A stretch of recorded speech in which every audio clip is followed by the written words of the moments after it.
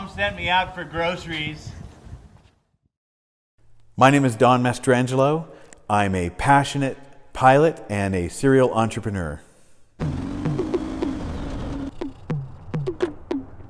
all I can do to not just climb right up to Big Bear right now.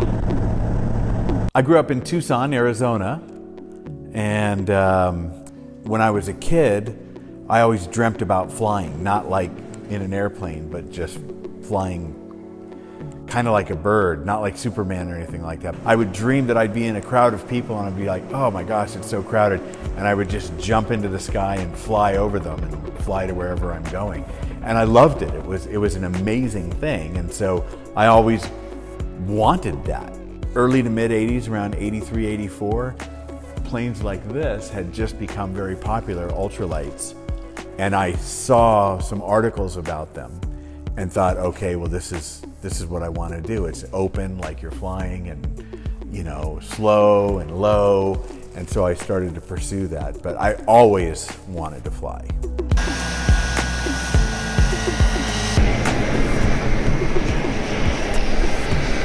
I'm an entrepreneur. I've had lots of jobs working for companies, but for the most part, I've started lots of different businesses. That's what an entrepreneur is somebody who starts something from nothing, and sometimes it works and sometimes it doesn't, but I'm an entrepreneur. I counted recently because somebody asked me to, and I've had 18 businesses. And they vary widely from newspaper publishing, commercial displays, I've had printing businesses, GPS tracking, which is something I did for many years, and many other things I can't even think of right now, but those are a few of the businesses I've been involved in. Flying is my passion.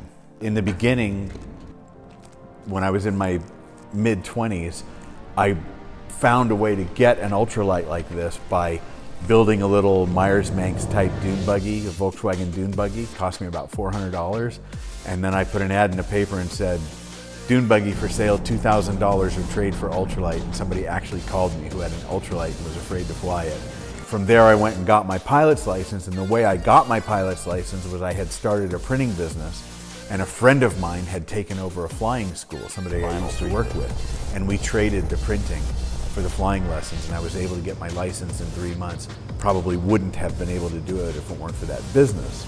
Good times, bad times, it's been hard because flying is an expensive hobby or pastime. And you know, there were times when I couldn't fly because I didn't have the money. You definitely meet some interesting people out there, right? But you never know what you're going to run into. Like the other day when we flew to Lake Wolford for breakfast, as we're getting out of the airplane and starting to walk down the hill to go to breakfast, there's somebody coming up the hill running with a baseball bat. And so you never really know. You better run. So I'm either flying, or if I'm not flying, I'm thinking about flying most of the time. It is my life. Flying, for the most part, is what I think about all the time. And I probably fly now 3 or 4 days out of the week, or at least 3 or 4 times a week. And so it's a tremendous stress reliever for me. It's freedom for me. In fact, my wife will certainly say that if I'm not in a great mood, I probably should go flying. And then my attitude will change. My businesses are located on an airport. I live on an airstrip. I commute back and forth with my airplane.